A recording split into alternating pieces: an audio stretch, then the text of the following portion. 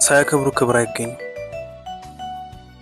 አንዳንድ ሰዎች አላችሁ ለሰው ቅንጣት ታክል ክብር ሳይኖራችሁ ተጎዝጎዙልኝ የምትሉ። እናንተ ለሰው ያልሰጣችሁት ክብር ከየት መጥቶ ይሰጣችኋል? እናንተ እንደፈለጋችሁ ተናግራችሁ ዝም ስትባሉ ዝምታ እንኳን የሚያስቆጣችሁ አላችሁ። እናንተ የምትናገሩት እንደ ምርቃት፣ ሌላው የሚናገረውን ደግሞ እንደ እርግማን ትቆጥራላችሁ። ምንም ቢደረግላችሁ የሰው ነገር የማይጥማችሁ።